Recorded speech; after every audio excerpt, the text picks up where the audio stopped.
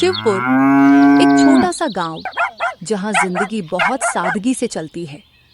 मिट्टी की सोंधी खुशबू, खेतों की हरियाली और लोगों के दिलों में बसी कुछ मीठी, कुछ कड़वी यादें। इसी गांव के एक छोटे से कच्चे घर में रहते थे सरला, उनका बेटा राजन और अब उनकी नई सौतेली बेटी गुंजन। गुंजन, बेटा, भूख लगी हो तो बता देना, तेरे लिए गुड़ की रोटी बना दूंगी। जी अम्मा। गुंजन ने अम्मा कहा, पर उस शब्द में आज भी एक अनजाना डर था, क्योंकि वो जानती थी ये उसकी असली माँ नहीं है और ये गांव भी अब उसका अपना नहीं बल्कि एक नया संसार है। राजन धीरे से खुद से, अब ये इसी घर में रहेगी, पर क्या ये भी मेरी तरह अनचाही होगी?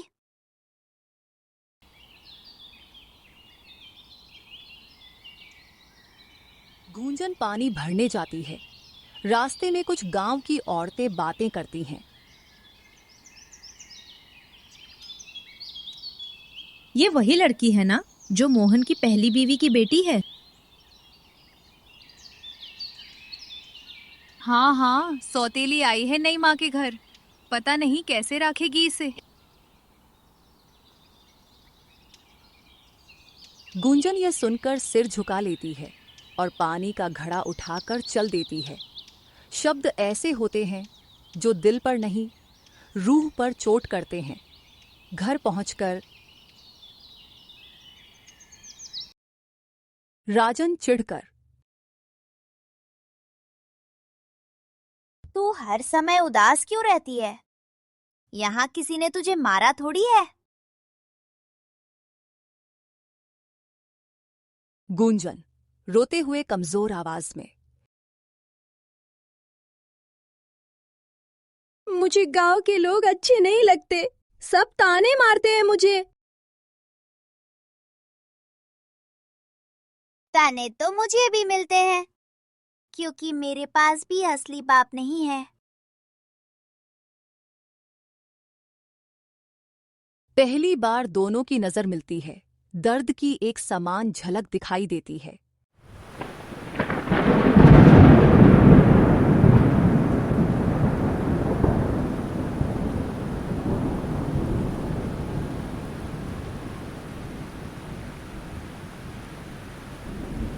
एक रात अचानक तेज बारिश और तूफान आता है।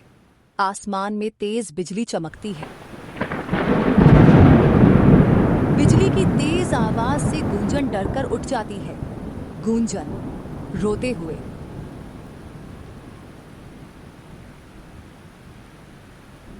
अम्मा, मुझे डर लग रहा है। तभी सरला दौड़कर आती है और गुंजन के पास बैठती है। डर मत बेटा, मैं यहीं हूं, तेरे पास। राजन एक कोने में से ये सब देखता है।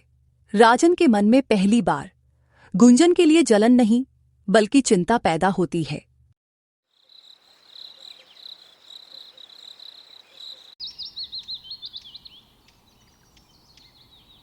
एक दिन स्कूल मैदान में बच्चे गुंजन को चिढ़ाते हैं।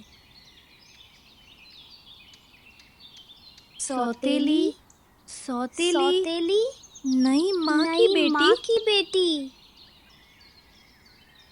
गुंजन रोने लगती है। तभी राजन आता है गुस्से में। चुप रहो तुम सब, ये मेरी बहन है। किसी ने एक शब्द भी कहा ना तो अच्छा नहीं होगा। सभी बच्चे डरकर पीछे हट जाते हैं। गुंजन भावुक होकर, तुमने मुझे बहन कहा? राजन मुस्कुराकर, क्यों, बुरा लगता हूँ तुझे? बहन बनाने लायक नहीं हूँ क्या? नहीं भाई, आप बहुत अच्छे हो।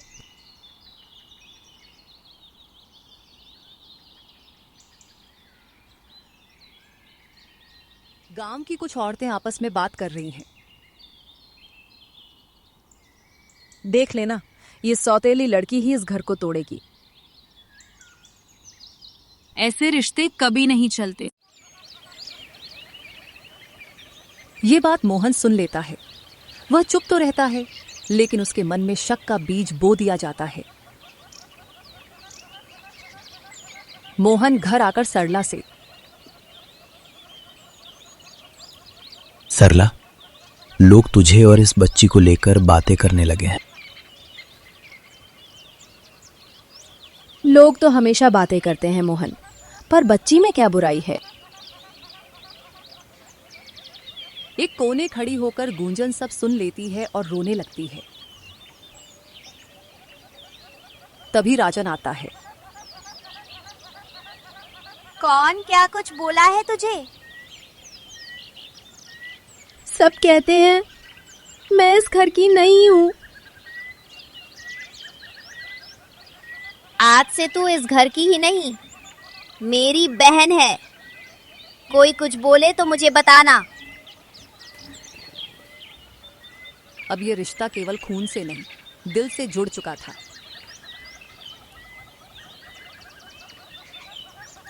एक दिन अचानक गूंजन को तेज बुखार हो जाता है। वह बिस्तर पर तप रही है।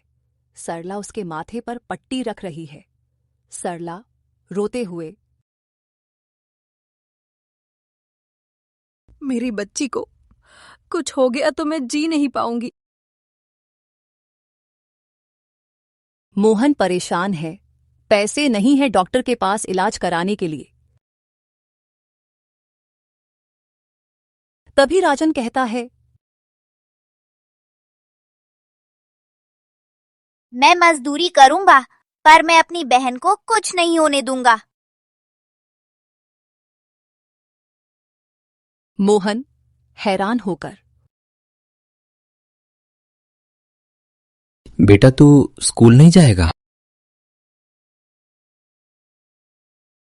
नहीं पिताजी, बहन रहेगी तभी तो स्कूल जाऊंगा। राजन खेतों में मजदूरी करता है, ईंटें ढोता है और दवा लाता है। जिन रिश्तों को लोग सौतेला कहते हैं, वही रिश्ते आज सबसे ज्यादा सच्चे साबित हो रहे थे। गूंजन अब ठीक हो जाती है। गूंजन कमजोर आवाज में, भैया, आपने मेरे लिए इतना सब किया। तू मेरी बहन है, बस यही काफी है। मैं भी वादा करती हूँ, सारी जिंदगी आपकी बहन बनकर आपका साथ रहूंगी। सिर्फ बहन नहीं, इस घर की ताकत बनेगी तू।